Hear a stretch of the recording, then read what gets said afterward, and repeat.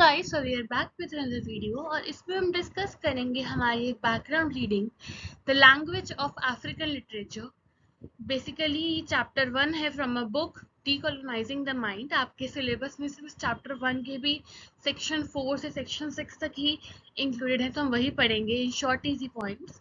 So do not forget to subscribe before we start and share with your friends. So let me begin. पहले हम हमारे writer के बारे में जान लेते हैं।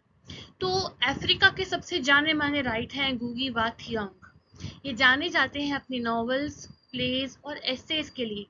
जनरली इनकी जो लिटरेरी वर्क्स होते हैं उनमें जो थीम्स होती हैं वो होती हैं एंटी कॉलोनिज्म, यानी कि कॉलोनिज्म के खिलाफ होते हैं। ये रिच कल्चरल हेरिटेज को रिप्रेजेंट करते हैं और अपनी लैंग्वेज को भी एक तरीके से सपोर्ट करते हैं। हमारे राइटर का जन्म कीनिया में हुआ था 1938 में और इन्होंने अपना जो करियर है वो इंग्लिश में ही बनाने का सोचा।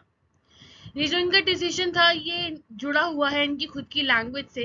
ये अपनी नेटिव लैंग्वेज से बहुत ही जुड़ा हुआ फील करते हैं और ये अपनी जिम्मेदारी मानते हैं कि इनको जो कल्चर डूबता जा रहा था, इनका पीछे हट रहा था, उस कल्चर को उभार के सामने लेके आना इसको अपनी जिम्मेदारी मानते हैं।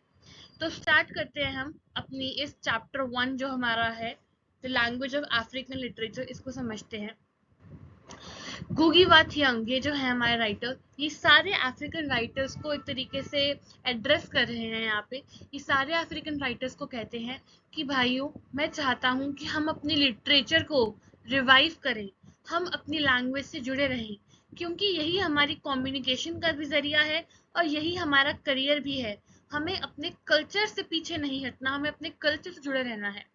साथ ही साथ ये कहते हैं कि अगर हम अपने कल्चर से जुड़े रहेंगे और दूसरों की बातों में नहीं आएंगे तो कोलोनियलिज्म के जो इफेक्ट है हम उनको निग्लेक्ट कर सकते हैं। एज एन एग्जांपल समझिए, इंडिया में ब्रिटिशर्स आए, तो अगर हम उनकी लैंग्वेज को ही अडाप्ट ना करें, हम उनकी लैंग्वेज को ही निग्लेक्ट कर दें, तो हम अपनी लिबरेशन, अपनी आज़ादी की तरफ एक स्टेप उठा रहे हैं, अपनी पहचान ना खोकर। तो पार्ट 4 टू पार्ट 6 में यही रिलेशनशिप को डिस्कस किया गया है जो एक इंसान और उसकी लैंग्वेज के बीच में होता है और कैसे ये रिलेशनशिप कितना इम्पोर्टेंट है एक पर्सन की आइडेंटिटी मेंटेन रखने के लिए। Section 4 it is language and human experience. तो बेसिक गुगी कहते हैं कि हमने जो लैंग्वेज है उसकी डबल एस्पेक्ट जो है कि एक कम्युनिकेशन का भी जरिया है और हमारे कल्चर को जिंदा रखने का भी जरिया है। तो इसी चीज को इन्होंने 3 एस्पेक्ट्स में डिवाइड किया है। एक है लैंग्वेज ऑफ रियल लाइफ, एक है स्पीच, एक है writing. Language of real life वो होती है जो एक काम इंसान, सोचिए कोई इंसान जॉब कर रहा है और जो इंसान को जॉब दे रहा है, आपस में उनकी communication, the language of real life. Speech का मतलब है ह्यूमन टू ह्यूमन इंटरेक्शन, हम एक वर्बल साइन पोस्ट के जरिए बातें आपस में कर रहे हैं। राइटिंग बेसिकली हर चीज को लिख देना और विजुअल रिप्रेजेंटेशन में भी उसको लिख के या प्रेजेंट करके दूसरों को समझाना, ये हमारी तीसरा एस्पेक्ट है लैंग्वेज का। तो हमारे गूगी जो हमारे राइटर हैं वो कहते हैं कि बहुत सोसाइटीज में ये सुनने और लिखने वाले जो फॉर्म्स है ना, यही फॉर्म हमारे कल्चर को आगे बढ़ाती है और रिवाइव करने में भी हेल्प करती है। Section 5 is colonial imposition and language alienation.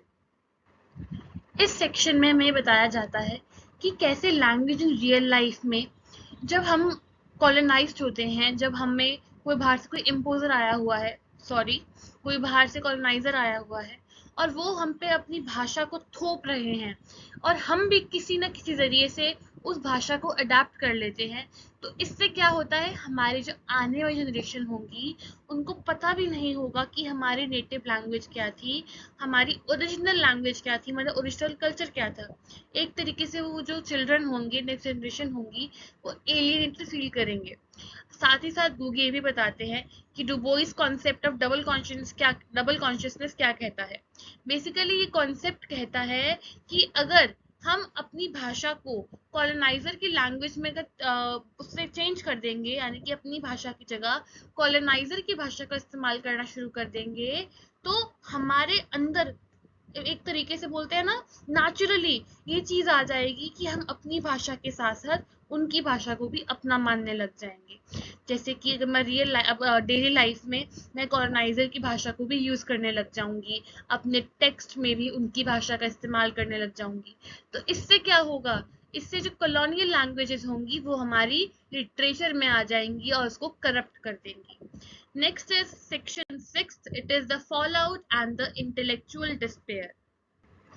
यहाँ पे कहते हैं, अब मैं आपको ना एग्जाम्पल से समझाती हूँ कि इंडिया पे आए हुए हैं ब्रिटिशर्स, ठीक है, और इंडिया पे ब्रिटिशर्स का राज है। ब्रिटिशर्स इंग्लिश बोलते हैं, इंडियन समझिए, बिल्कुल एग्जाम्पल के वे में लेना है इसको, इंडियन सिर्फ और सिर्फ हिंदी का इस्तेमाल करते हैं।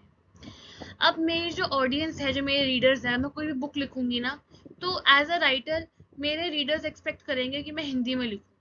पर अगर मैं उनसे इतना ज़्यादा अफेक्टेड हूँ तो मैं भी कॉलोनियल लैंग्वेजेस यूज़ करना शुरू कर दूंगी, क्योंकि मेरे अंदर नेचुरली वो चीज़ आ चुकी है कि अब मेरे अंदर उनका एक एस्पेक्ट आ गया है कि due to continuous usage of their language मेरे अंदर वो लैंग्वेज का यूज़ भी एक तरीके से कॉमन हो गया है। तो अगर मैं अपनी आज़ादी की बातें कि कैसे हम आज़ाद होंगे, कैसे हम लिबरेट होंगे, कैसे हम इम्पीरियल पावर से पीछा छुड़ाएंगे, ये सब बातें अगर मैं कॉलोनियल लैंग्वेज में ही लिख दूँ तो हम मेरे रीडर्स कनेक्ट ही नहीं कर पाएंगे। यही बात कही गई है इस सेक्शन में कि गूगी कहते हैं कि अगर हमें अपने लोगों तक बात पहुंचानी है तो हमें अपनी खुद की लैंग्वेज में लिखना होगा, ना कि कॉलोनियल लैंग्वेज में। और यही बात गूगी कहते हैं कि मेरे अफ्रीकन भाई बहनों, मैं चाहता हूं कि आप अपनी नेटिव लैंग्वेजेस में लिखो, ताकि आपकी जो नेटिव जो ऑडियंस है वो आपकी बात को समझ पाए और आगे इसको उसमें अपना ओपिनियन भी रख पाए। Last it is comparison with Fanon. यहाँ पे ये अपनी बात को, अपनी पूरी स्टेटमेंट को फेनन से कंपेयर कर रहे हैं। कहते हैं कि मैं चाहता हूँ कि मेरे जो भी स्कॉलर्स हैं, जो भी मेरे नेटिव राइटर्स हैं, जो भी अफ्रीकन राइटर्स हैं, वो अपने कल्चर जुड़े रहें, अपने पॉलिटिक्स से जुड़े रहें, और डीकोलोनाइज करने के लिए अपने दिमाग को भी डीकोलोनाइज करने के लिए अपनी भाषा को अपने अंदर उतारें और कॉलोनियल लैंग्वेज को एलिनेट कर दे, कॉलोनियल लैंग्वेज को यूज ही ना करें, ताकि जो लोग हम पे ऑपरेशन कर रहे हैं हम उनके ऑपरेशन को अपने अंदर एब्जॉर्ब ना कर पाए। इसी के साथ हमारी रीडिंग खत्म हो जाती है। Thank you for watching. Do not forget to subscribe and share with your friends.